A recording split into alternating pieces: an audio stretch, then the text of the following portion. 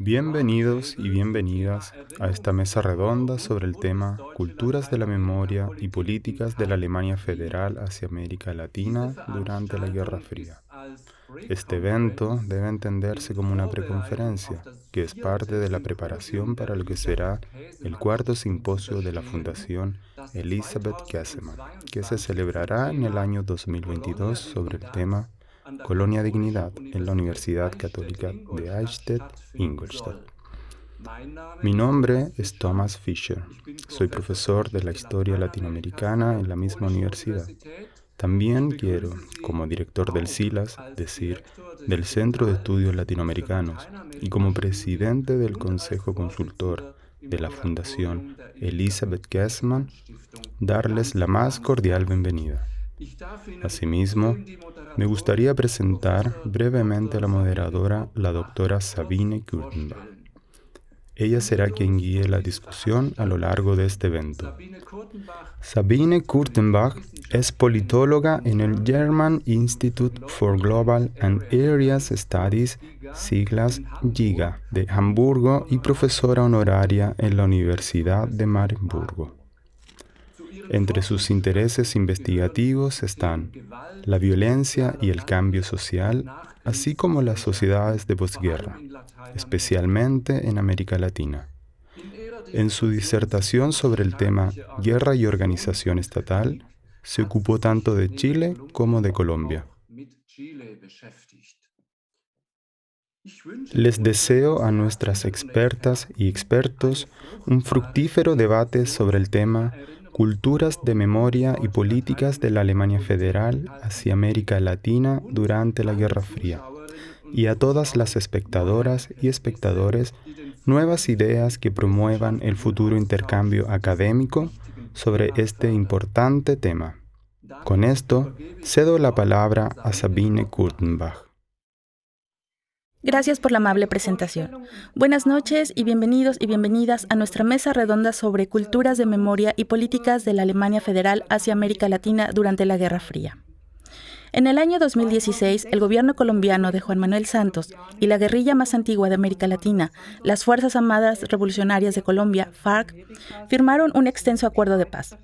Al gobierno alemán se le pidió que apoyara la aplicación del acuerdo sobre las cuestiones de las víctimas y la Jurisdicción Especial para la Paz. Al parecer, esta petición se basa en la valoración de que el gobierno alemán tiene experiencia en el tratamiento de las violaciones de los derechos humanos y en el trato con las víctimas, así como en su reparación, de la que otros pueden aprender. En esta mesa redonda nos queremos ocupar de un capítulo de la política exterior alemana que muestra lo difícil que es recordar y lo mucho que puede durar hablar de errores, omisiones y fracasos. Durante la Guerra Fría, es decir, a grosso modo entre el final de la Segunda Guerra Mundial y la caída del Muro de Berlín en 1989, los dos estados alemanes se encontraban en campos diferentes, lo que determinó sus respectivas visiones de los conflictos, a menudo muy violentos en América Latina.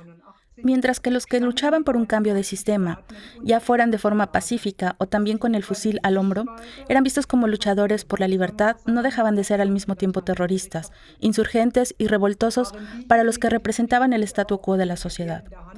Fue con la victoria de la Revolución Cubana en 1959 que la Guerra Fría llegó y sigue hasta hoy presente en América Latina.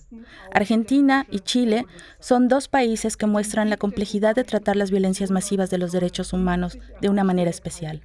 Las dictaduras militares en Chile después de 1973 y en Argentina después de 1976 persiguieron y asesinaron a miles de opositores o los hicieron desaparecer. En ambos países hay casos destacados de ciudadanos alemanes. En Argentina, Elisabeth Käsemann fue detenida, torturada y finalmente asesinada en 1977. Pero los ciudadanos alemanes no solo fueron víctimas, sino que ellos mismos fueron victimarios o cooperaron con los victimarios. En Chile, el asentamiento alemán Colonia Dignidad colaboró estrechamente con la dictadura de Augusto Pinochet. Los miembros de la oposición fueron torturados y asesinados en sus instalaciones. Tras el embargo estadounidense, la dirección de la colonia también aprovisionó de, entre otras cosas, armas al régimen, para lo que evidentemente fueron útiles las redes nacionalsocialistas que aún existían. Durante años, incluso décadas, la política alemana ignoró la cuestión de la colonia Dignidad y la consideró como un asunto chileno, aunque la mayoría de los habitantes de la colonia seguían teniendo pasaporte alemán. Asimismo, grupos de la sociedad civil y residentes fugados de la colonia intentaron llamar la atención del gobierno alemán y de la opinión pública sobre las violaciones a los derechos humanos cometidos en la colonia. Pero fueron solo algunas políticas y políticos quienes se preocuparon por lo que pasaba en la colonia. Por ejemplo, Norbert Blum, ministro de Trabajo y Asuntos Sociales, viajó a Chile en 1987 y describió a la colonia en una cita como una granja modelo de desprecio por los seres humanos. En febrero de 1988, Wolfgang Knesse, uno de los pocos que lograron escapar, informó a una subcomisión del Auswärtiges Amt, es decir, el Ministerio de Asuntos Exteriores, sobre los trabajos forzosos y el abuso infantil cometidos en la colonia. Sin embargo, en Alemania en principio no sucedió mucho. Fue en 2015, con la película Colonia, del director Florian Gallenberger, que finalmente se llamó la atención de un público más amplio sobre este tema. El entonces ministro federal de Asuntos Exteriores, Frank-Walter Steinmeier, mostró la película en su ministerio y señaló de forma autocrítica que, cito, en el campo de la tensión entre el interés por las buenas relaciones con el país anfitrión y el interés por salvaguardar los derechos humanos, el ministerio y la embajada aparentemente perdieron el rumbo. En los próximos 90 minutos queremos ocuparnos de este complejo tema y preguntarnos qué hicieron mal o qué dejaron de hacer en su momento tanto el gobierno federal alemán como el Ministerio de Asuntos Exteriores y la Embajada de Alemania. ¿Qué podrían o qué deberían haber hecho estos organismos oficiales? ¿Qué es lo que pueden o deben hacer hoy las instituciones políticas alemanas? Las palabras claves que utilizaremos a lo largo de la discusión son la memoria y reparación. Como invitadas e invitados, me gustaría dar una calurosa bienvenida primero a la exministra federal, la profesora doctora Herta Däubler-Melling. Fue ministra federal de Justicia de 1998 a 2002, diputada del Bundestag, es decir, del Parlamento Federal de 1972 a 2009, y profesora honoraria del Instituto para la Ciencia Política Otto Suhr de la FEU de Berlín desde 1995. Doctora Däubler-Melling, bienvenida. Para empezar, ¿qué la vincula tanto personal como profesionalmente con el tema de la dictadura militar en Chile y especialmente la colonia Dignidad? Muchas gracias, querida doctora Quettenbach, por darme la palabra. Efectivamente, hago parte de ese instituto, pero también estoy en otras 3 universidades y de hecho también es el caso que estos temas de Chile me han preocupado desde los años 70. Tiene usted mucha razón al señalar que desde 1972 estoy en el Parlamento Federal, el Bundestag. Para nosotros fue un motivo de mucha alegría que Norbert Blum también viajara a Chile en la segunda mitad de los años 80. Pero si buscan en los anales del Bundestag, encuentran que ya en los años 70, en la Comisión de Asuntos Exteriores, en su subcomisión, la Comisión de Derechos Humanos, y luego también en la Comisión de Asuntos Jurídicos, el caso Schäfer era ¿qué está haciendo realmente ahí? Y ¿cuál es realmente el enredo con la Embajada Alemana, el Ministerio de Asuntos Exteriores y especialmente también con el BND, es decir, el Bundesnachrichtendienst, el Servicio de Inteligencia de la Alemania Federal, y el traficante de armas Gerhard Mertens? Pues jugó un papel importante. La tragedia que hoy en día, se puede constatar es que el ministro de Asuntos Exteriores solo reaccionó cuando Blum lo buscó en la segunda mitad de los años 80, mientras que, por ejemplo, colegas como Schlager o Waltemate o Hansen o yo misma, que acudíamos regularmente a la Vicaría de la Solidaridad e intentábamos entrar en la colonia o hablar con el embajador, no éramos entonces muy bien recibidos. Se nos consideraba más bien como una molestia. Ustedes pueden leerlo una y otra vez en las respuestas de la secretaria de Estado, Hambrücher, a quien por otra parte tengo en alta estima. Me lo encontré para responder a esto ahora también por mi lado personal, de 2 maneras diferentes.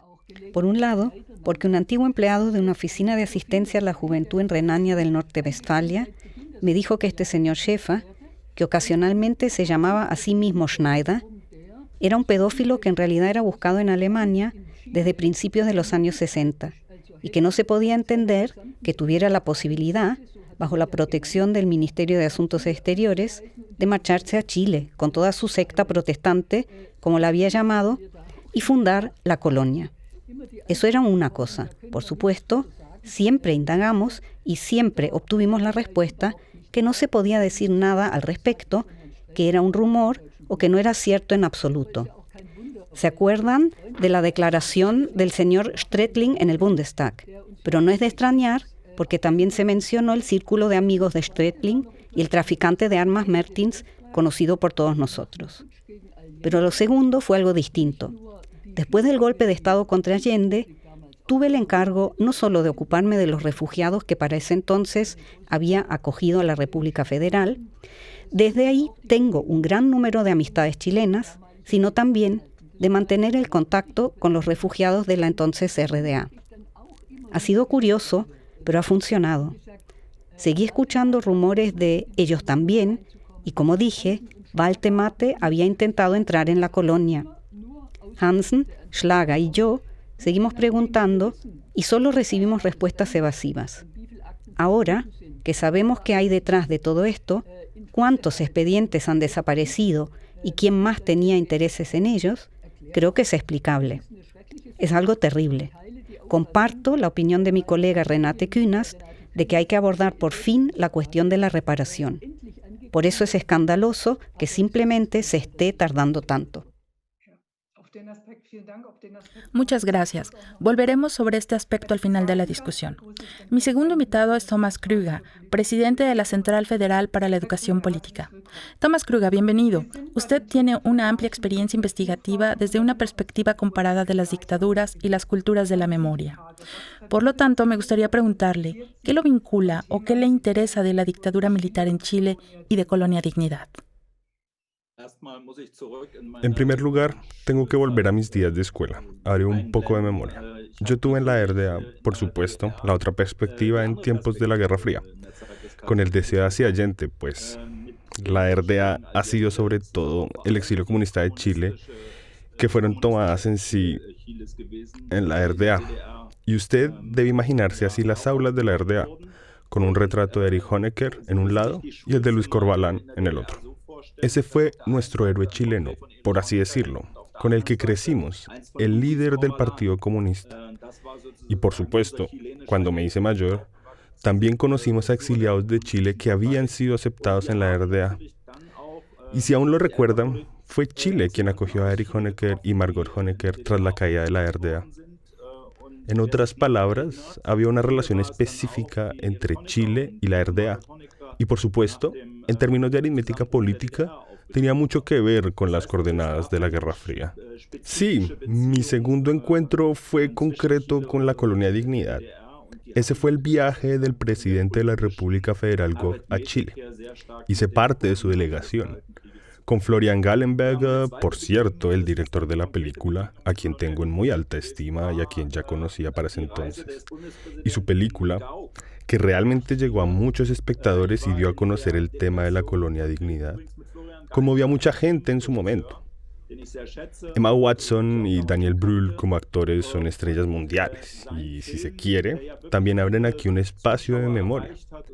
Además, tuvimos una experiencia muy extraña en Santiago en una recepción para el presidente federal alemán. Concretamente, en esta recepción, en honor al presidente Gog, aparecieron de repente allegados de Paul Schaefer.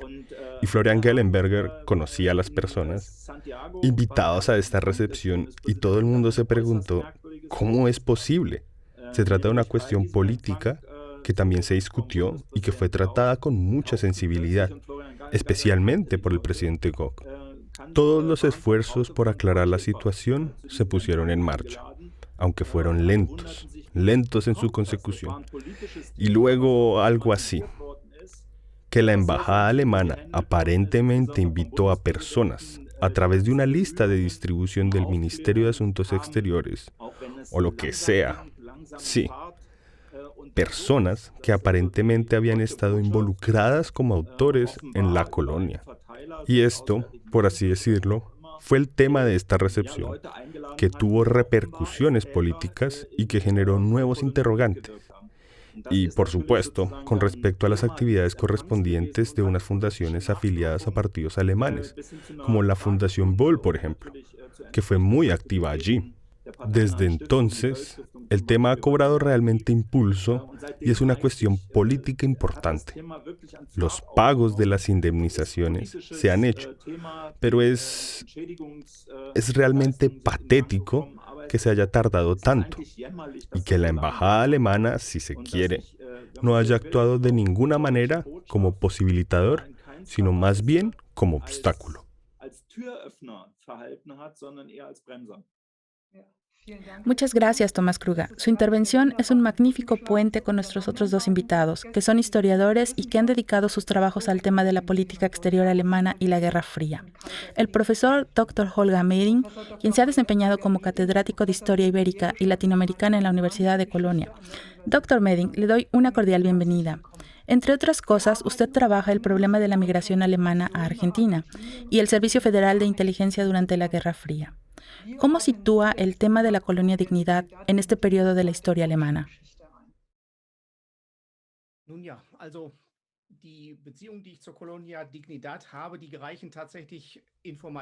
Bueno, los vínculos que yo tengo con la colonia Dignidad se remontan en realidad a mis días de escuela. Así que ya para ese entonces estaba uno metido en el tema y oía una cosa u otra sin poder clasificarla realmente.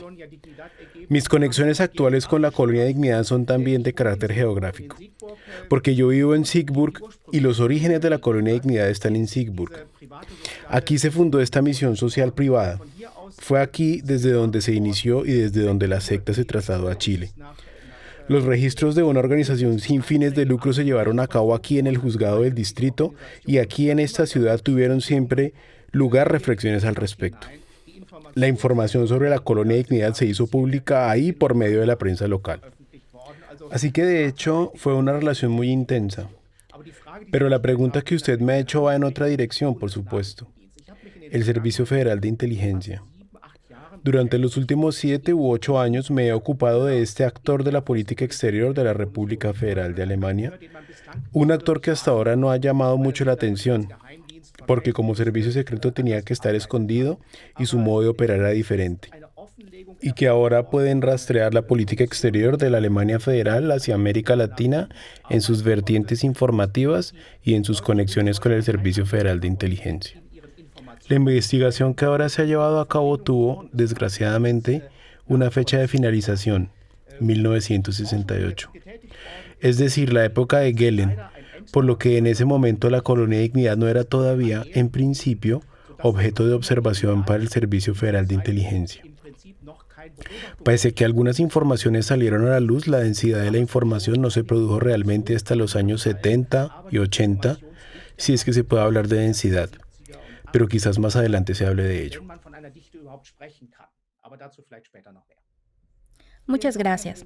Por último, pero no menos importante, me gustaría saludar al profesor Dr. Friedrich Kiesling, titular de la Cátedra de Historia Moderna y Contemporánea de la Universidad de Bonn. Usted investiga sobre la política exterior alemana, así como su percepción en términos de un poder que posee la sociedad civil, y además ha publicado un libro sobre el papel de la seguridad del Estado en la Guerra Fría.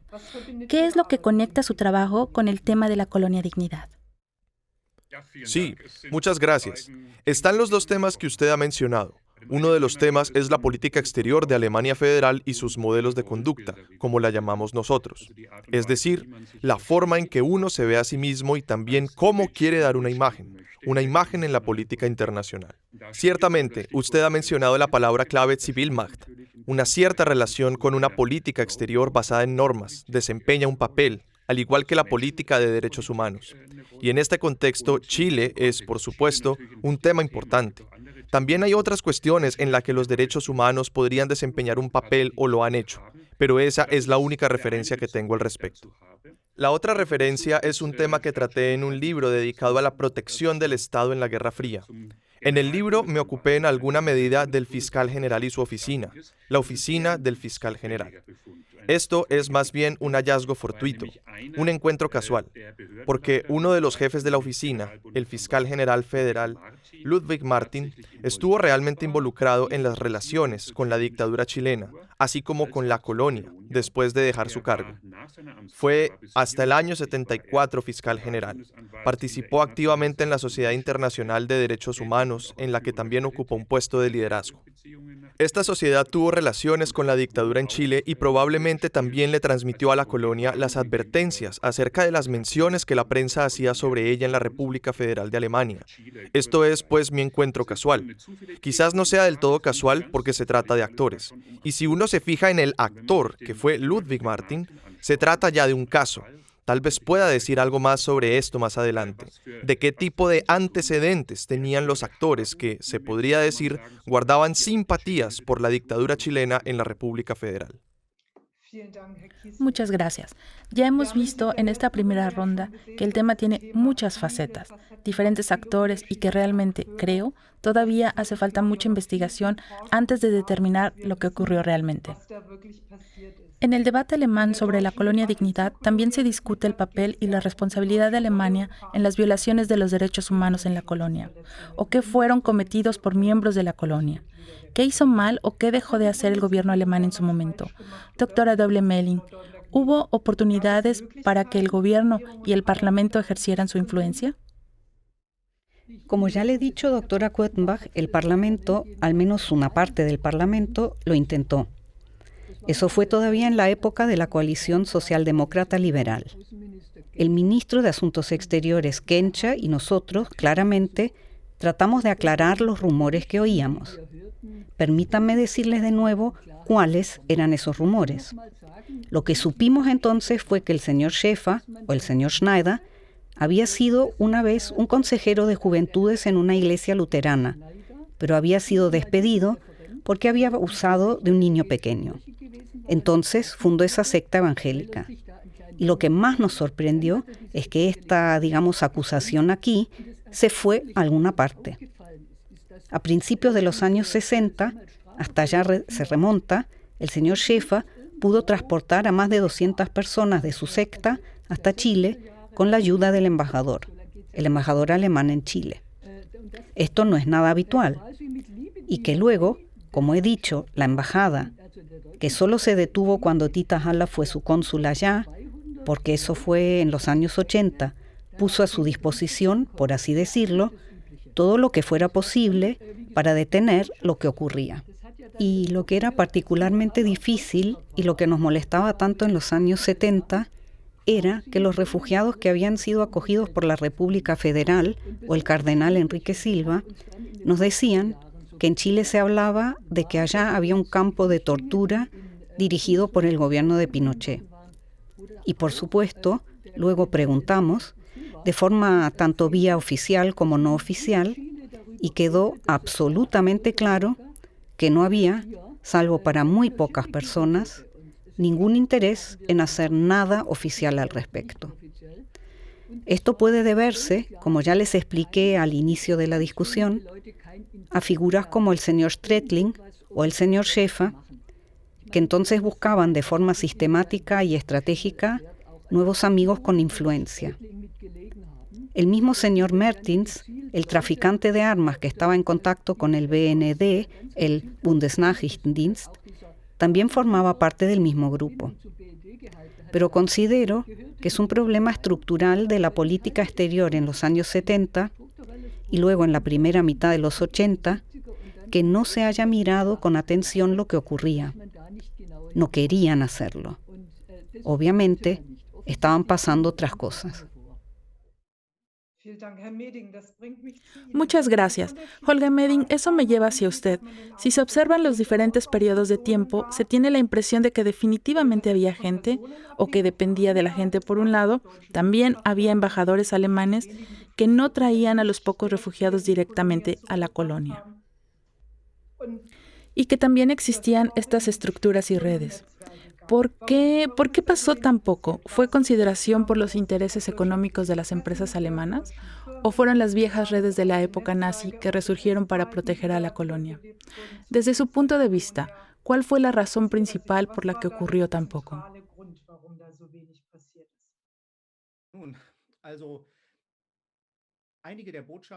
Bueno, algunos de los embajadores que trabajaron en Chile habían pertenecido anteriormente al NSDAP, es decir, al Partido Nacional Socialista. Eso significa que ellos tenían su respectiva formación nacionalsocialista. Eso se puede demostrar claramente. Pero no creo que esa fuera la verdadera razón. Con respecto a la intervención de la doctora Däubler-Gemelden, efectivamente, la aplicación de la ley no se ha llevado a cabo en este caso. Eso también se ha establecido aquí en Siegburg. Por un lado, sí que había problemas en la iglesia protestante, pero también en el centro juvenil que se construyó en Siegburg.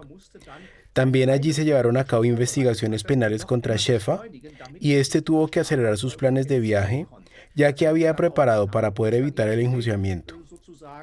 Lo hizo y se libró de estos procesos en Chile, hasta que la parte chilena también realizó investigaciones. En el propio Chile, la colonia Dignidad ya salió a la luz en los años 60 y fue objeto de investigaciones.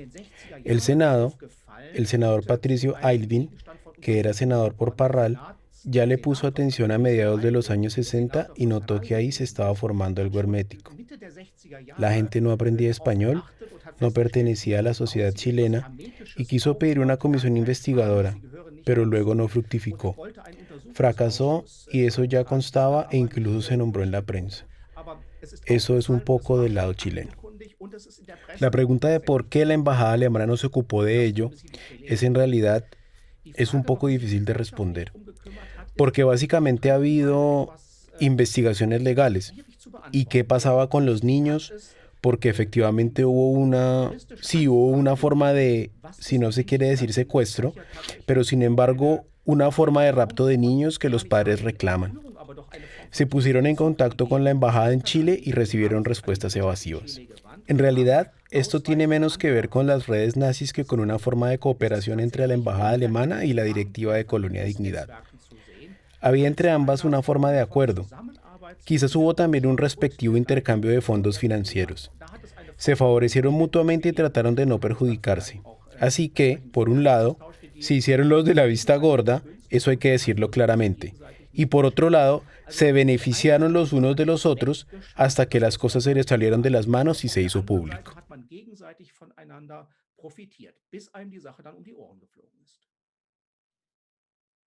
Señor Quisling, ¿fue el sur de América Latina un caso especial o también hubo situaciones problemáticas similares en otros países? Es decir, en relación con la política exterior alemana, además de la Colonia Dignidad.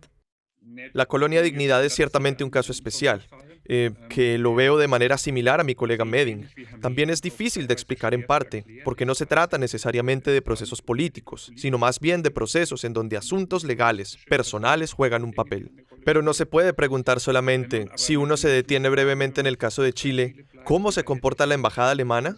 Uno también puede preguntarse cómo se comportan el Ministerio de Asuntos Exteriores y ahí los líderes políticos. Y ahí se empieza a ver. Ya veo un patrón que va más allá de Chile.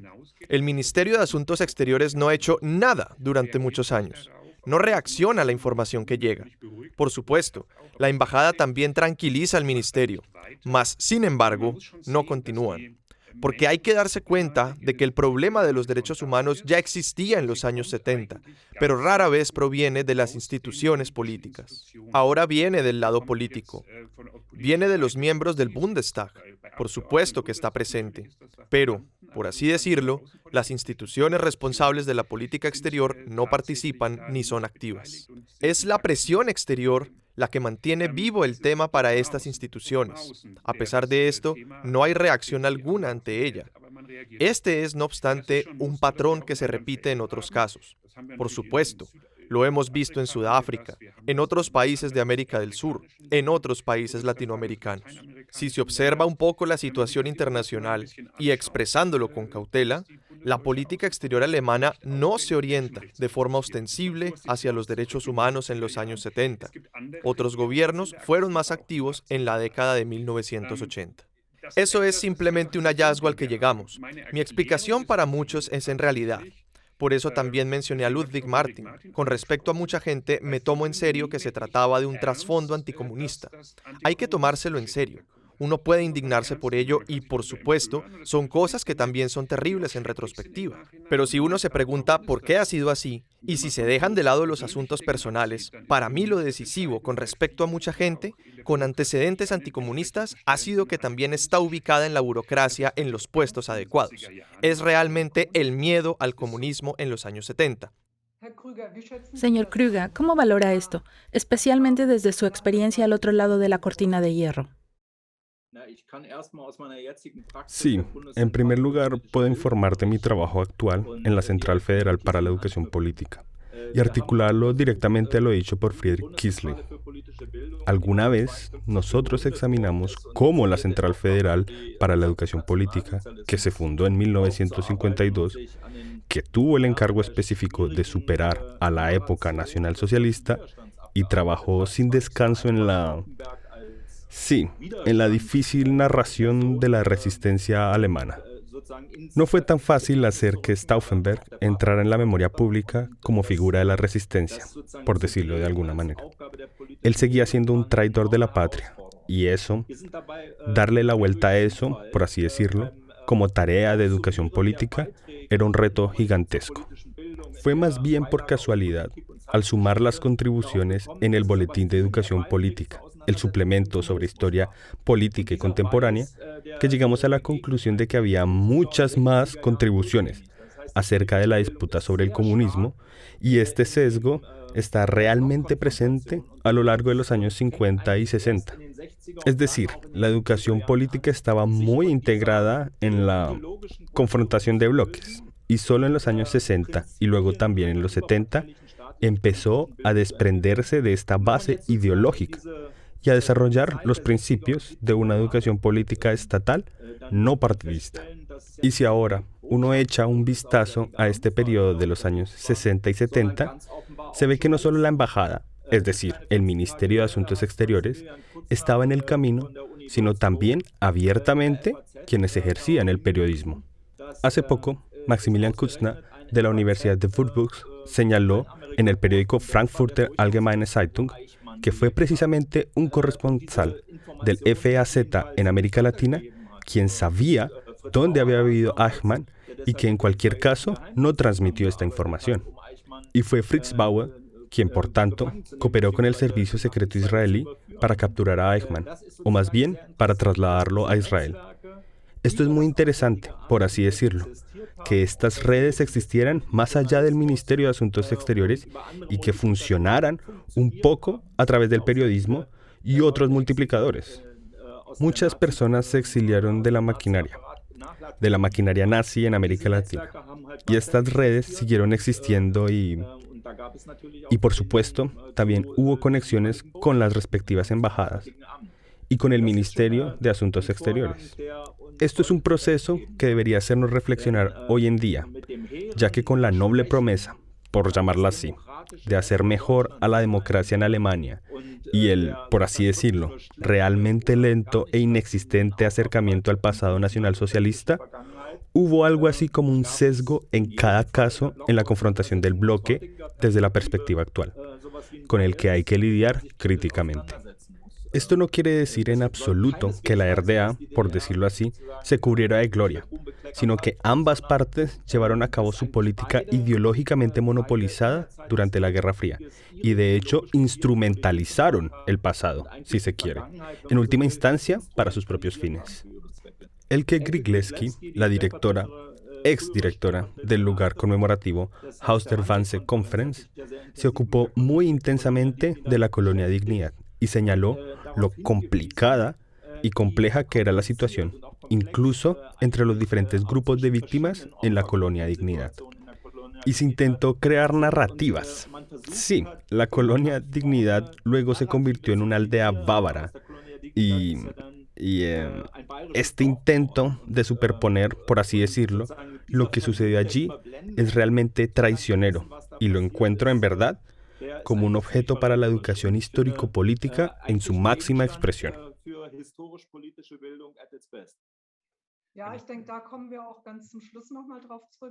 Sí, creo que volveremos a ello al final de la discusión.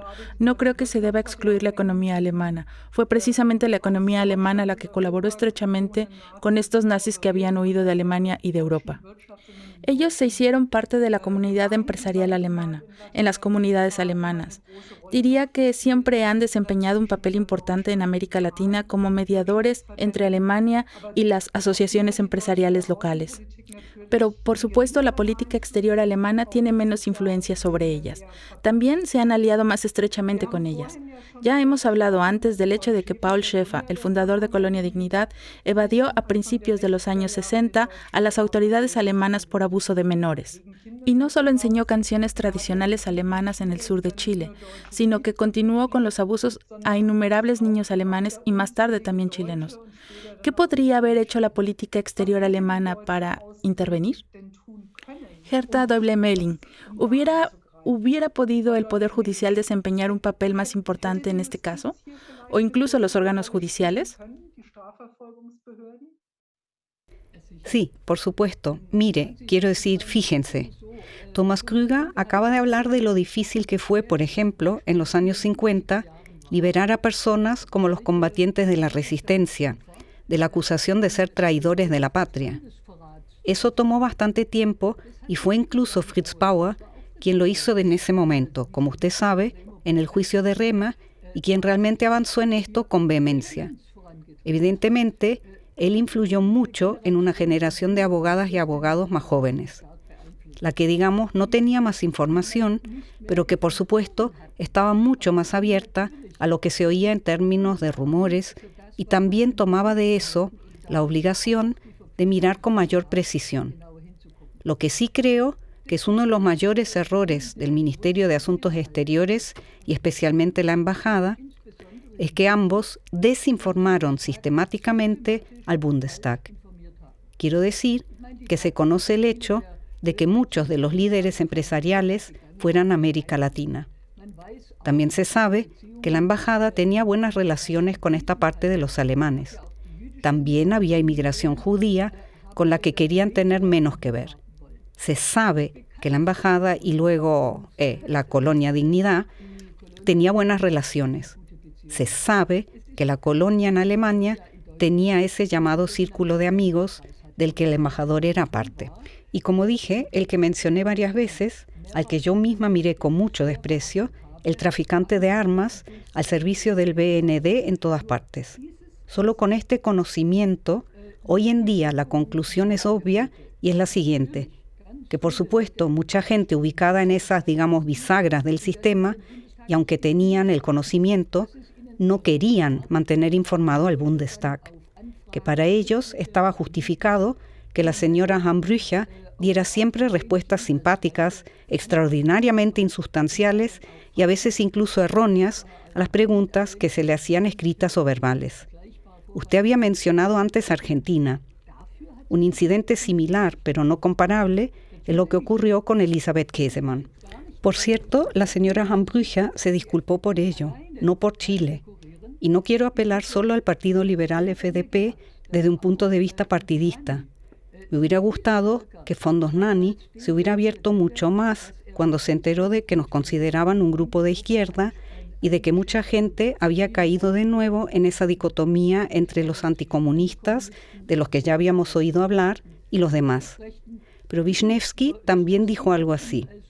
Y desde ese punto de vista, la mayor omisión fue que el Bundestag estuvo deliberadamente mal informado por parte de las instituciones. Ministerio de Asuntos Exteriores, el Servicio Federal de Inteligencia, es decir, el BND, y la Embajada. Y yo me podría imaginar que esto era comparable con respecto al Poder Judicial. Yo misma me di la oportunidad, como ministra de Justicia, de ver si había alguna prueba verificable a la que se hubiera podido recurrir 20 años antes. Absolutamente nadie me dijo nada. Por supuesto, yo ahora tengo de ambos profesores, o mejor, lo enlazo con lo que ambos profesores han dicho. Espero que descubran más cosas si miran con más atención, ya sean los expedientes del BND o los del fiscal general. o incluso los muchos expedientes que ahora se encuentran en los archivos federales. Entonces, probablemente se sabría aún más. A los señores Meding y Quisling me gustaría preguntarles, ¿qué margen de acción hay para tratar con la dictadura? ¿O bien hubo en la Guerra Fría contra esas violaciones a los derechos humanos? Tal vez primero, señor Quisling, desde una perspectiva general. Ya que Thomas Krüger ha hablado de la situación de los años 50 y 60, me gustaría comentar brevemente el tema anterior. Por supuesto, ahora estamos en el núcleo de los 70.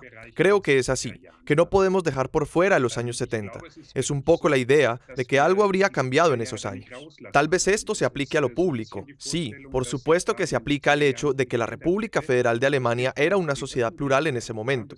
Pero si nos fijamos en los niveles más altos de la jerarquía, vemos entonces que estos son de hecho las personas con las que estamos tratando en los años 50 y 60.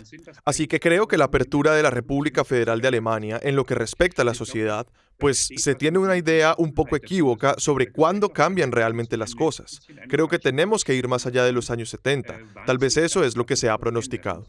En lo que concierne al margen de maniobra, bueno, ciertamente la política estadounidense es decisiva en lo que respecta a Chile.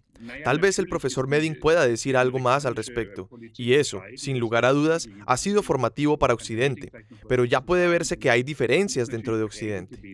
Ya he dicho antes cómo se han comportado los otros gobiernos. Hubo una fase de la política exterior holandesa en la que fueron mucho más estrictos con Chile. También hubo una fase en la política exterior británica en la que reaccionaron de forma más estricta hacia Chile que la República Federal de Alemania. En la República Federal de Alemania hay una tendencia en la que se prefiere seguir adelante. Esto aplica a la política de desarrollo, que como bien se sabe desempeña un papel en Chile, pero también aplica a la política económica en general. Y esto también se puede observar en otros lugares, que la República Federal de Alemania tiene la tendencia, también se puede ver esto con los países africanos. Con tales agitaciones políticas internas, no importa en qué dirección vayan, después de una breve fase de choque, voy a llamarlo así, para reconstruir las relaciones que se tenían antes. Esta tendencia está ahí y la vemos en otros gobiernos. Se tenía más margen de maniobra. Se habría tenido más margen de maniobra. En este sentido, esto puede explicarse realmente por la lógica de la política exterior de la República Federal de Alemania. Señor Meding, ¿cómo ve usted esto? Sí, bueno, quizás para responder la pregunta de Herta Doble-Gmelin, la ciencia permanece en el tema. Eso significa que nosotros vemos el problema, lo buscamos y luego lo abordamos con una visión de túnel. Colonia de dignidad, derechos humanos. Eso es lo que hacemos. Pero no encontramos necesariamente aquello que queremos. De hecho, en mis propias pesquisas hasta 1968, no encontré referencias a la colonia de dignidad en los expedientes del Servicio Federal de Inteligencia porque no era un asunto de seguridad. Es que no era siquiera un objeto de observación. A continuación, comprobé al menos la gestión de la colonia de dignidad para ver si podía pertenecer a los informantes. Pero esto tampoco era el caso. Eso significa que para este asunto encontramos más bien poco en los años 60, pero probablemente en los 70. Espero que pronto tengamos acceso también a esos expedientes. Existen algunos documentos en los archivos federales que hacen referencia a la colonia de dignidad. Pero eso es relativamente poco y más bien indica que el Servicio Federal de Inteligencia tampoco estaba muy informado. La historia del traficante de armas es otra, sí, pero la información me parece un poco escasa. Esto es ahora, por así decirlo, la declaración preliminar. Pero seguiremos con el tema. Margen de maniobra de la diplomacia. En realidad, la diplomacia alemana no ha sobresalido mucho en la tematización de los derechos humanos en América Latina. De hecho, ha estado frecuentemente comprometida con la llamada diplomacia silenciosa. Eso significa que cuando había alemanes que habían caído en las garras de las dictaduras militares, se intentaba más bien resolverlo a través de conversaciones de fondo con los respectivos gobernantes y militares y se intentaba liberar a esas personas. Estas conversaciones no llegaban a la opinión pública. Esto pasó tanto en Argentina como en Chile. En algunas ocasiones se tuvo éxito, en otras no. En Chile tenemos el caso de Beatriz Brinkmann, en el que se tuvo un cierto éxito después de grandes dificultades. En Argentina tenemos en el periodo inmediatamente anterior algunos casos exitosos, así como algunos fracasos. En la colonia de dignidad, en este caso puntual, ni siquiera hubo diplomacia silenciosa. Sí, lo que se hizo fue simplemente mirar para otro lado. Sí, no hubo ninguna discusión de fondo y eso me parece un problema realmente grande. Así que esto de mirar para otro lado es realmente bastante evidente. Y en algunos casos podrían haber sido realmente puestos sobre la mesa.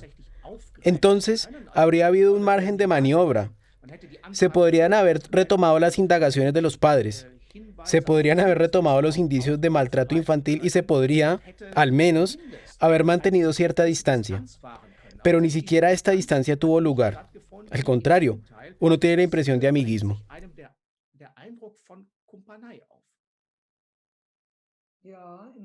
Sí, en efecto, señor Kruger.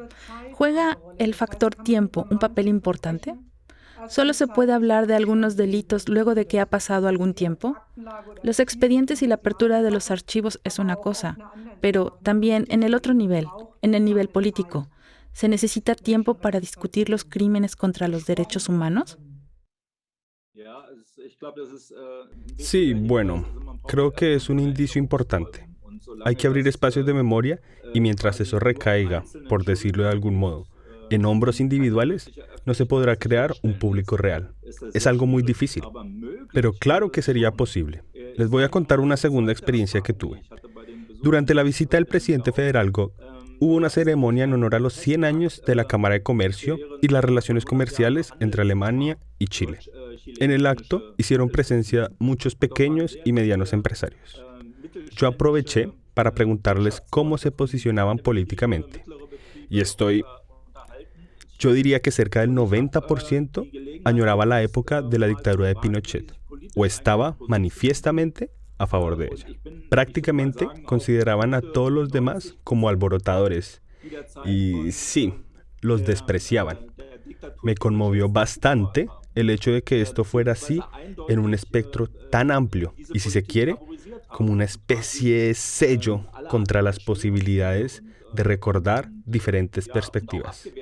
Ese es el problema de la educación política. La memoria democrática también debe ocuparse democráticamente del pasado. Por supuesto, también hay narrativas de este tipo de comerciantes.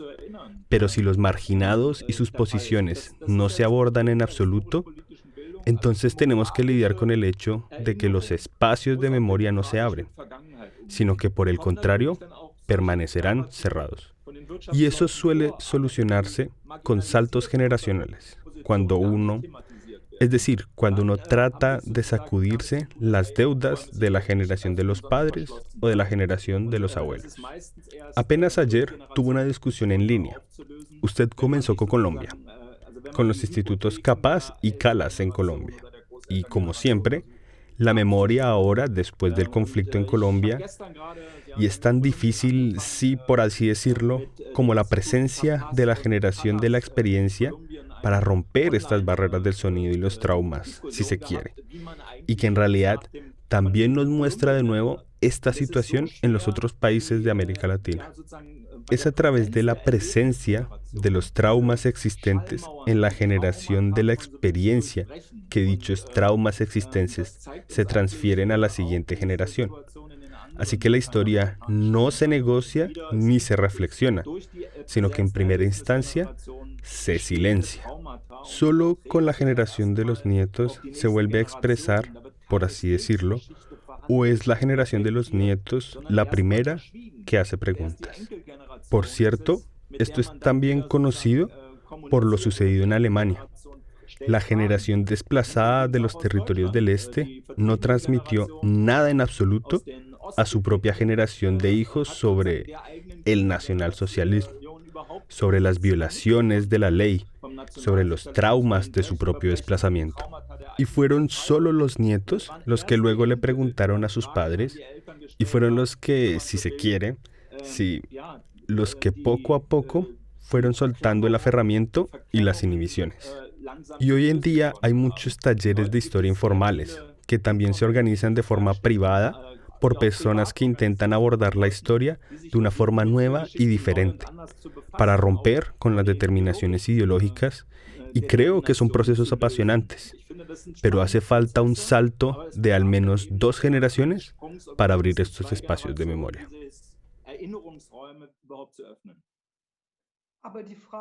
Pero entonces la pregunta es también, y la pregunta va ahora para todos, ¿qué se puede hacer entonces? ¿La memoria y la reparación? ¿Qué puede hacer Alemania? ¿Qué puede hacer la política alemana para ahora poder ocuparse de la colonia Dignidad?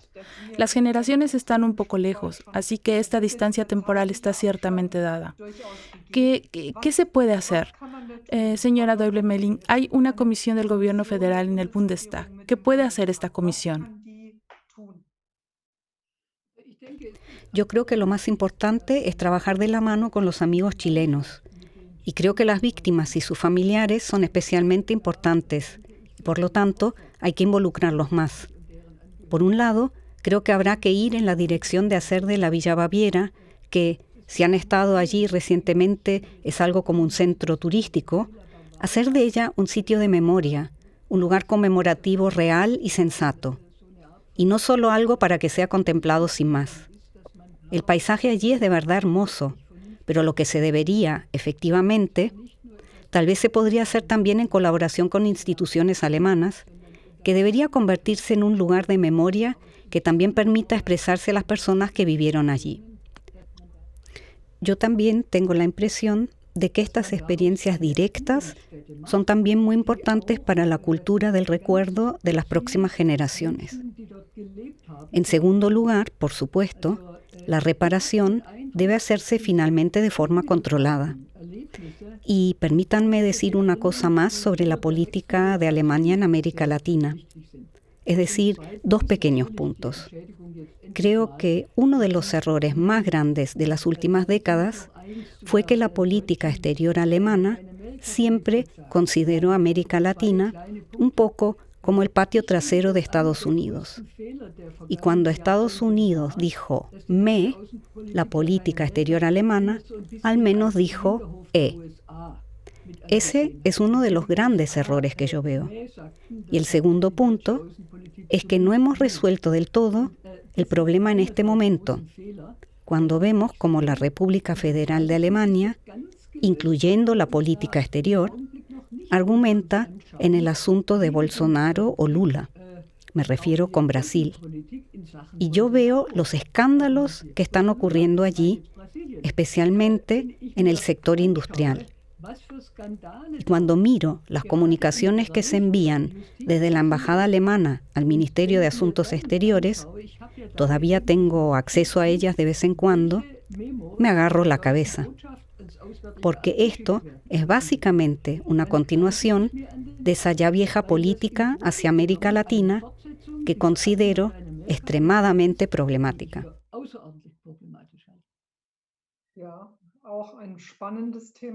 Sí, también es un tema apasionante, especialmente en Brasil, también en un proceso de reconciliación con el pasado. ¿Cuáles serían los pasos necesarios desde un punto de vista de los historiadores? Señor Meding, señor Quisling, ¿qué puede aportar Alemania? Ya dije al principio que Alemania está llamada a apoyar a Colombia. Sin embargo, vemos en ese debate que Alemania está teniendo muchas dificultades con su propia participación. ¿Dónde están las posibilidades de trabajar con las víctimas, pero también de reflexionar sobre su propio papel? Porque creo que la complicación adicional de la colonia Dignidad es que no solo están las víctimas chilenas, es decir, los familiares sobrevivientes de los que fueron torturados y asesinados allí, o los niños abusados, sino que también están las víctimas alemanas de la colonia, que fueron allí sometidos a trabajos forzosos, de quienes se dice vivían en condiciones de esclavitud y que ellos mismos fueron maltratados. ¿Cómo se puede encontrar un equilibrio entre el recuerdo y la reconciliación con el pasado? ¿O cómo podemos evitar abrir nuevas brechas? Señor Meding, quizás usted primero. Sí, así que la impresión, vuelvo a lo que acababa de decir, que la política exterior alemana sigue la de Estados Unidos es, sin duda, una impresión correcta.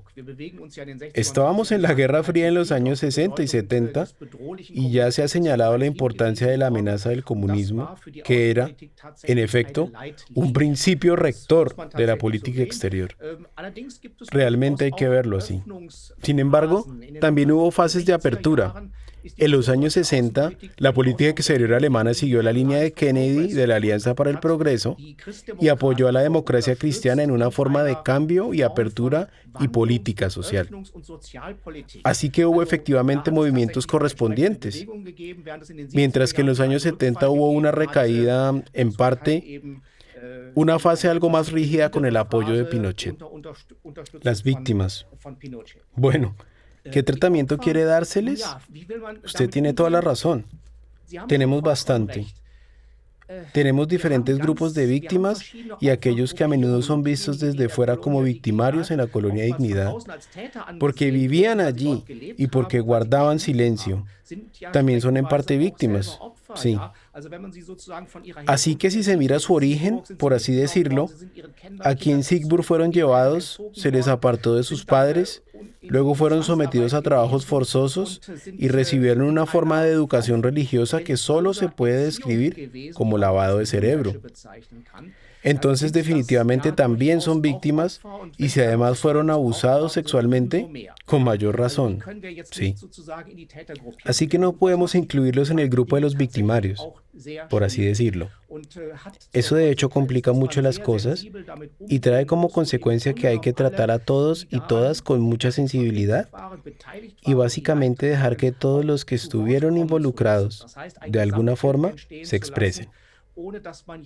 Eso significa crear una imagen general sin tratar de separar a los buenos de los malos en blanco y negro.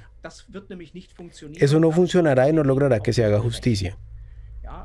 Así que crear una especie de, quizás una especie de comisión de la verdad, que luego intente en un proceso más largo de búsqueda de la verdad, de recolección de posturas y declaraciones, recoger muchas cosas sin encontrar una conclusión que sea indiferente para todos.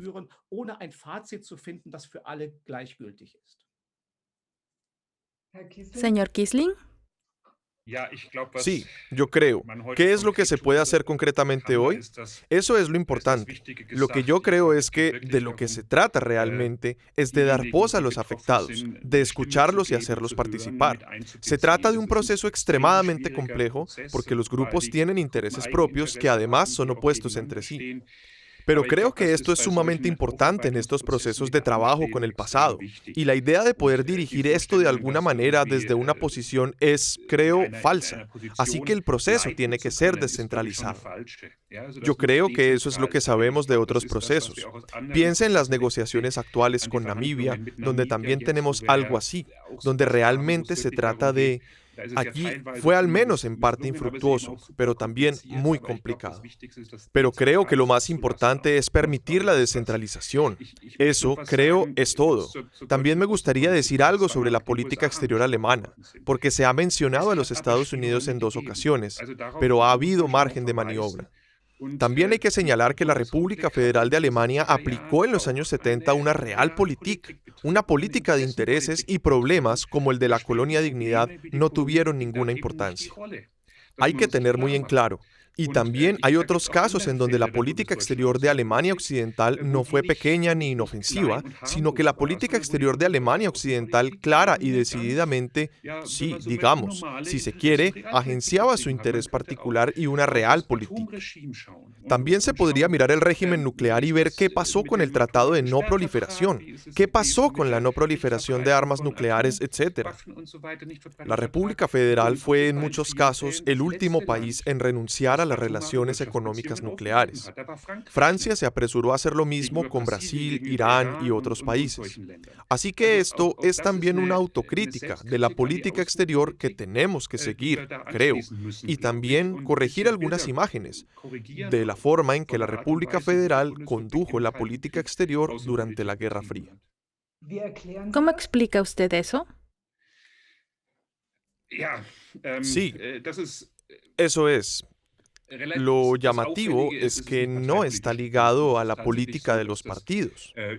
En realidad, esto pasa por todos ellos, que la República Federal de Alemania ha podido aprovechar a veces un margen de acción relativamente limitado en cuanto a su política exterior.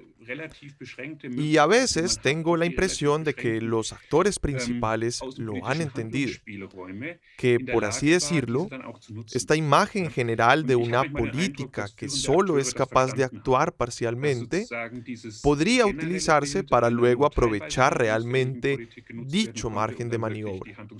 Así que creo que es una explicación parcial, especialmente en los años 70.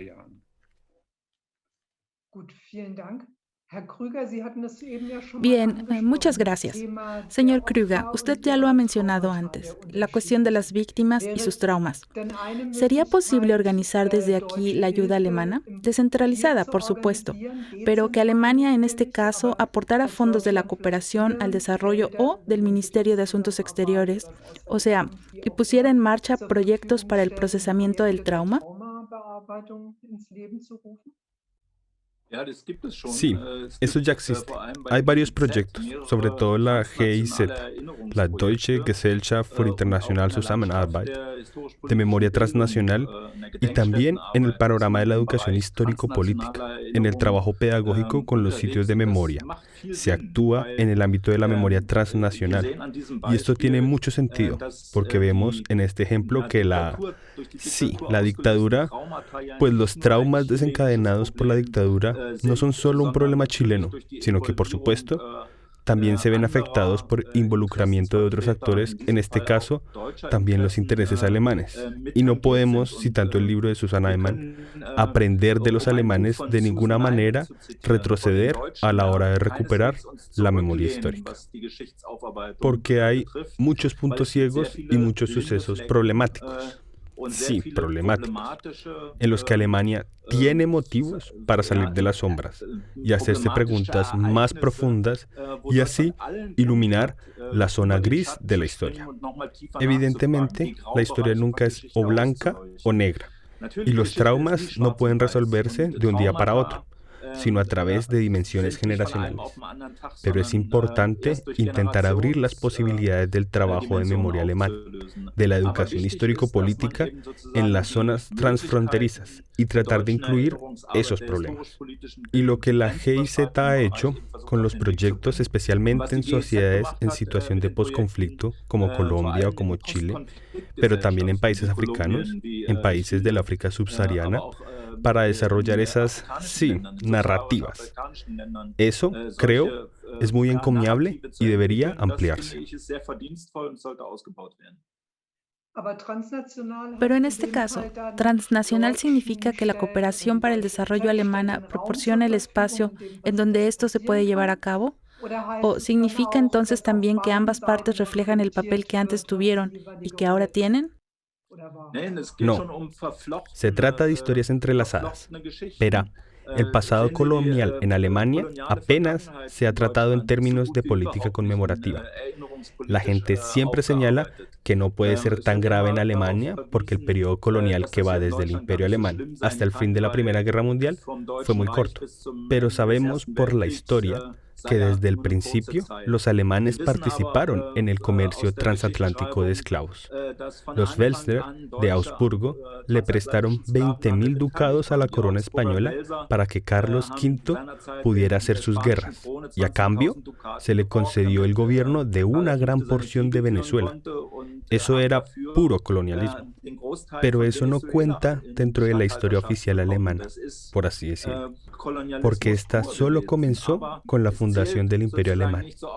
Y estas son conclusiones tan espeluznantes que deberían hacernos pensar en la historia anterior a 1871, pero también en la historia concreta de colonización de los países africanos, por ejemplo, y luego poner en marcha proyectos transnacionales de memoria, por llamarlo de algún modo, que traten de sacar a la luz la interconexión de la historia, también el papel como victimarios, pero también las historias no contadas, por así decirlo, de las personas que se movían en este contexto, y de este modo hacer posible el tratamiento de la historia, inocultarla y reprimirla.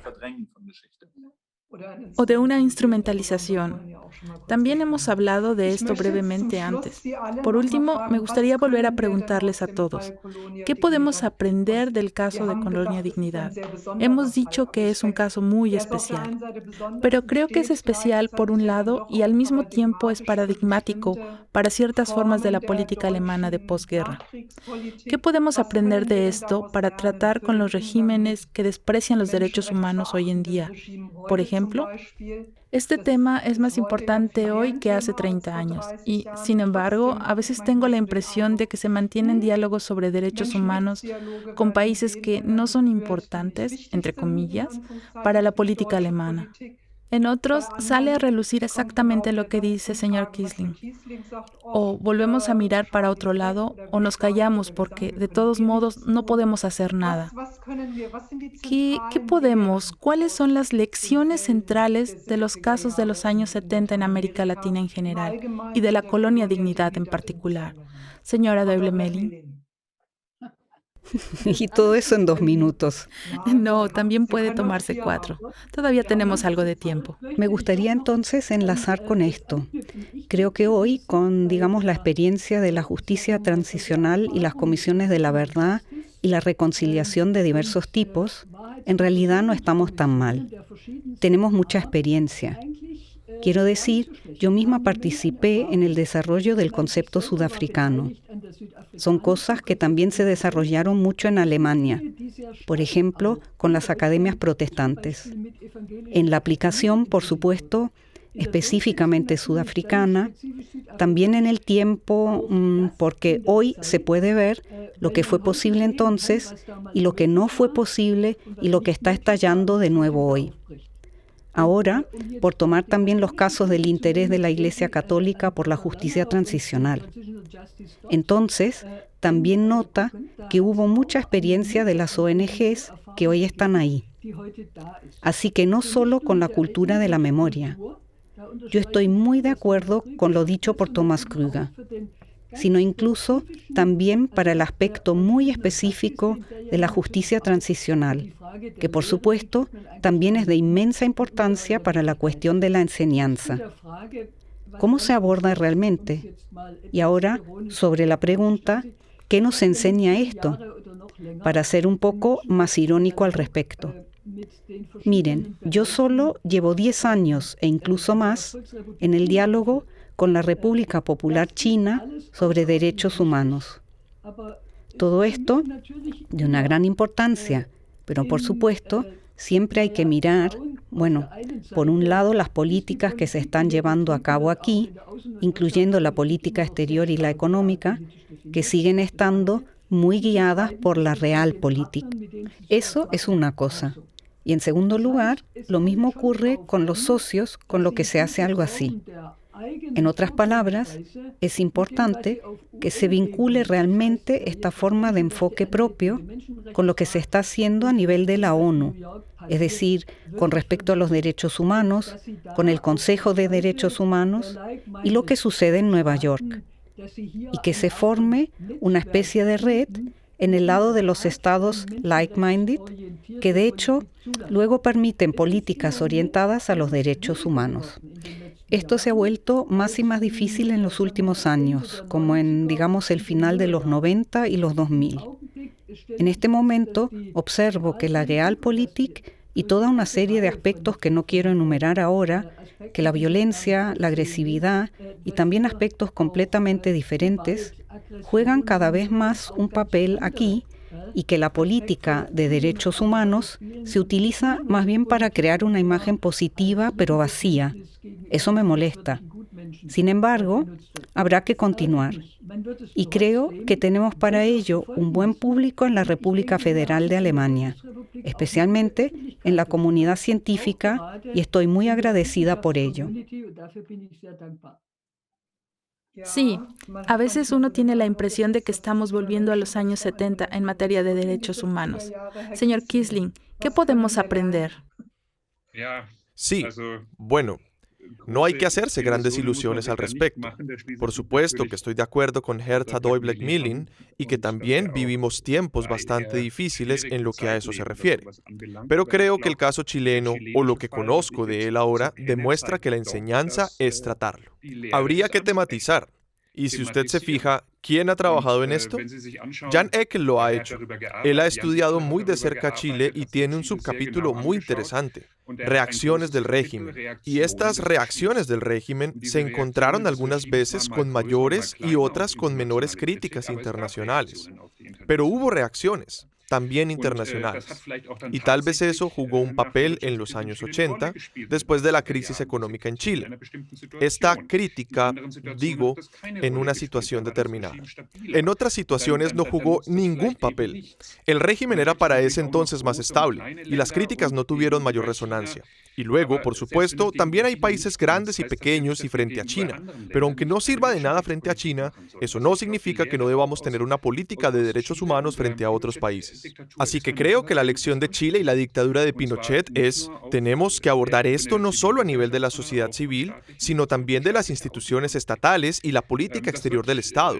Esto no disolverá o impedirá la dictadura, sí, pero ciertamente se pueden ver efectos y sobre estos se puede entonces tal vez construir sobre ellos en un momento determinado cuando la oportunidad se presente. ¿No son las posibilidades de esto hoy en día quizás mucho mejor que en los años 70 debido a la mayor interconexión del mundo a través de las redes sociales, a través de otras formas de comunicación? Bueno, probablemente tengamos mejor información, sí, pero por supuesto también tenemos en parte demasiada información. El problema no es del todo tan simple. Creo que también tenemos una política de derechos humanos más desarrollada. Fue hasta los años 70 cuando se introdujo algo así, una política de derechos humanos. Allí también se cometieron errores. Se puede también exagerar con la política de derechos humanos, diría yo. Parte de la política de Carter fue probablemente una exageración de la política de derechos humanos, que es al igual contraproducente. Yo diría que eso también existe. Creo que hay en todo esto efectos de aprendizaje y lo que la política exterior alemana ya está intentando hacer, como acaba de decir la doctora Däubler-Mellin, es encontrar coaliciones con países que tengan posiciones similares. Así que yo diría que los requisitos están básicamente ahí porque no estamos al principio de la política de derechos humanos, como era el caso de los años 70. Señor Meding, cuando miro hacia América Latina hoy en día, entonces, ahora en el tema de las violaciones de los derechos humanos, miro a Nicaragua, a Venezuela, por dar solo dos ejemplos. ¿Qué aprendemos en este sentido de Chile? Esa es una pregunta. Y la segunda es, ¿el actual despertar político en Chile ofrece quizá también una gran oportunidad para dar un gran paso hacia adelante? Eso hay que verlo. En América Latina, la política alemana de tratamiento del pasado como la forma en que se ha elaborado el pasado en Alemania suelen considerarse ejemplares. Eso se puede hacer, pero el proceso de trabajo con el pasado en la propia América Latina es también impresionante. De las comisiones de la verdad, de las políticas que se han aplicado, de los edificios que se mantienen. Eso significa que aquí se ha creado realmente algo que se transmitirá a las generaciones futuras y que realmente no tiene que esconderse. Así que es impresionante en muchos sentidos. ¿Qué lecciones tenemos que aprender de esto? Yo aquí estoy de acuerdo en realidad con el Friedrich Kiesling en esto.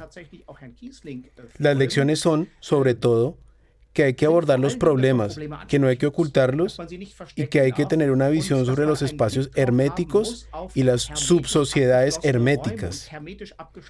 Eso tenemos que hacerlo también en nuestro propio país, porque estos problemas a los que nos referimos ahora con la colonia de dignidad, los tenemos también aquí en nuestro país. Los escándalos de abusos en la iglesia, en la Reform Pädagogik como educación progresiva, sí.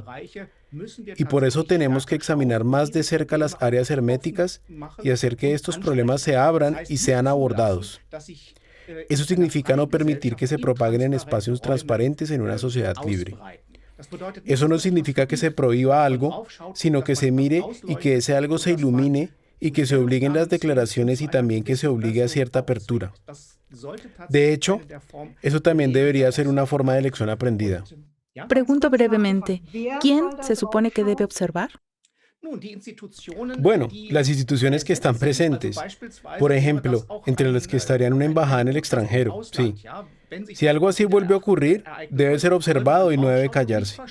En el ámbito nacional, son las instituciones que no han funcionado en parte, como las oficinas de asistencia juvenil, las que no han mirado como se debe o que han mirado para otro lado, o en las mismas instituciones no había mecanismos de control. Todo esto es algo que es problemático y que debe desarrollarse de forma diferente. Así que esa es una lección que ciertamente se puede aprender de estos escándalos. La colonia Dignidad es solo un escándalo entre muchos, sí. Un escándalo de abusos. ¿Qué cosas tan terribles nos llegan desde Canadá en estos momentos? Pero también tenemos cosas de Irlanda y muchas cosas que se acumulan. Así que esto realmente debe ser abordado y debe ser tratado en consecuencia. El movimiento actual en Chile es, en efecto, un movimiento convulsionado que quiere en cierta medida un Estado diferente, pero eso a menudo significa también que debe mirarse más al pasado y ver las cosas desde una perspectiva diferente. Y así es, cada generación tiene que lidiar con el pasado y mirarlo desde un nuevo ángulo. Yo veo por el momento que el movimiento en Chile va hacia otra dirección, menos en términos de reflexión, por así decirlo, pero que ciertamente puede llegar a pasar. A menudo son efectos secundarios que luego también van en esta dirección. Señor Krüger, una pregunta para usted. ¿Qué podemos aprender de esto? Esa es una inquietud. Y la otra pregunta, ¿qué contribución puede hacer la educación política aquí y allá? Y creo que Alemania es, por lo que yo sé, relativamente única en este sistema establecido en la educación política. Así es, pero también hay que ser honesto. Si observamos la situación de la cultura de la memoria en Alemania, hay que hablar con sinceridad y decir que no fue sino hasta finales de los años 90 cuando realmente se cimentó la infraestructura como un asunto estatal, concretamente con el gobierno de los socialdemócratas y los verdes, que adoptó el gran concepto pedagógico con los sitios de memoria en ese momento. Hasta ese entonces se trataba en gran medida de iniciativas de la sociedad civil que luego se desarrollaron sucesivamente a través de la financiación y las donaciones del Estado. Así pues, los inicios de la cultura de la memoria en la República Federal de Alemania tras la Segunda Guerra Mundial no provino de esfuerzos estatales, sino de la misma sociedad civil. Y lo mismo ocurre en muchos otros países, especialmente en Chile. Y en Chile se podía ver en los lugares donde se torturaba, pero también en este museo recién creado, que era muy impresionante, contando la historia de las víctimas de la Junta y también dándoles un nombre de nuevo y recordando y clasificando las historias. Creo que es importante ver que la sociedad civil en el sector estatal tiene primero que forzarlo. Y hay similitudes, por así decirlo. La segunda cosa que diría es que es bastante obvio que Alemania también fue capaz de llevar a cabo una política exterior basada en los derechos humanos, concretamente frente a los alemanes del Este, que se encontraban en situaciones políticamente difíciles. Pero eso era, por supuesto, para la gran política, por así decirlo, un problema de la política interior. Y esa política de derechos humanos que existía entre la RFD y la RDA, la compra de libertad de los presos, etc., eran iniciativas que también esperaba la opinión pública. Pero estos principios de los derechos humanos, que se consideraban parámetros entre los dos estados alemanes, no existían en absoluto en otros lugares. Otros intereses jugaron un papel en ese escenario. Y creo que esto es, por así decirlo, sí, debe ser objeto de una discusión crítica. En realidad, Alemania no tiene ninguna razón para presentarse como el modelo a seguir de la educación política e histórica. Hay fallos y sesgos que hay que tratar de forma crítica. Para mí, en realidad, está clara una cosa. Sí, el principio de la educación política debe ponerse más en primer plano y es el principio de la controversia. No hay una sola verdad, pero hay muchas narrativas que luchan entre sí y deben cotejarse. Sí, para una imagen más clara y transparente del pasado. Porque quien quiere hablar del pasado, siempre habla también del presente. Ese es, por decirlo de alguna manera, el gancho ancho que tiene la educación histórico-política en nuestro tiempo. Y tal vez desde ahí se pueda aprender mucho del trabajo de la educación histórico-política que se está haciendo aquí en Alemania. Y sí, y eso, yo diría que la oportunidad es realmente abrirse y echar un vistazo a los entrelazamientos históricos. Una gran experiencia fue cuando estuvimos en Chile, en Santiago, cuando el presidente Federal Gog se reunió con la presidenta chilena, que habla con un acento sajón muy marcado porque estudió en Leipzig, donde estuvo exiliada durante la época de la RDA. Eso es, por así decirlo, un entrelazamiento histórico del que se puede hacer algo. Y Michelle Bachelet desempeñó un papel decisivo en la promoción de la infraestructura de la memoria en Chile y en el apoyo a las iniciativas de la sociedad civil. Tal vez esto también tenga que ver con el hecho de que nosotros en nuestros países, por así decirlo, que también vivimos en otros países y somos amigos, hablamos los mismos idiomas y compartimos entre nosotros, por así decirlo, no solo nuestra propia historia, sino también vivimos las otras historias. Deberíamos aprovechar esta gran oportunidad para permitir que la memoria transfronteriza tenga lugar. Y hoy Michelle Bachelet es la comisaria de Derechos Humanos de la ONU. Señora Däubler-Melling. No quería que se entendiera que yo estaba totalmente resignada con respecto a la política de derechos humanos o que pedía al gobierno que abordara los derechos humanos y las cuestiones críticas y los espacios cerrados aquí, en Alemania, en Europa, pero también frente a los socios. Por supuesto, hemos avanzado mucho. Hoy se ha aprobado la ley de la cadena de suministro. Eso no puede pasarse por alto, por favor. No es completo, no tan completo como yo quisiera, pero es un primer paso. La idea de que otros, o que los ciudadanos de otros países que trabajan para nosotros, producen productos baratos para nosotros y que también están cobijados por los derechos humanos. Tenemos que asegurarnos de que esto se respete con más fuerza. Yo considero que eso es bueno. Y como he dicho antes, claro, que hay que mirar a los like-minded countries o países afines. Eso es así. La Unión Europea tiene una Carta de Derechos Fundamentales y decisiones que establecen que las embajadas de la Unión Europea deben proteger a los defensores de los derechos humanos. Algo que, venga de donde yo venga, no se conoce en todas partes. Por supuesto que han dado pasos decisivos que, si pensamos ahora en Chile, obviamente que ya no permiten las posiciones tales como de un señor Stretling.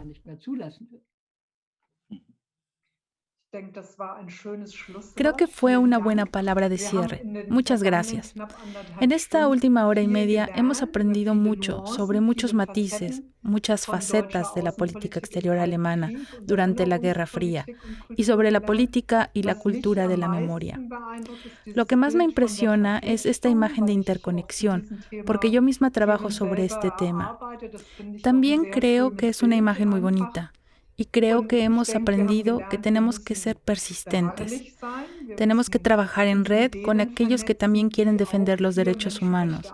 Y así quizás también socavar, neutralizar o incluso dejar obsoletas, digámoslo así, las redes de aquellos que están más del lado de los violadores de los derechos humanos.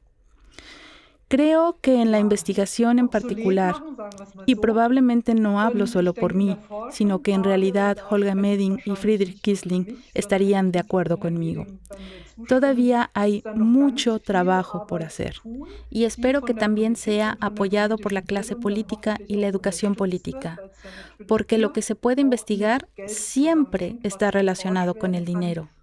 Y eso también depende a menudo de las modas y quizás la situación actual, en la que los derechos humanos están sometidos a una presión cada vez mayor en todo el mundo. También ofrece la oportunidad de que quienes financian la investigación se den cuenta de que hoy necesitamos especialmente esta investigación. Les agradezco mucho el animado debate y espero con gran interés el simposio del año que viene. Que pasen una buena noche.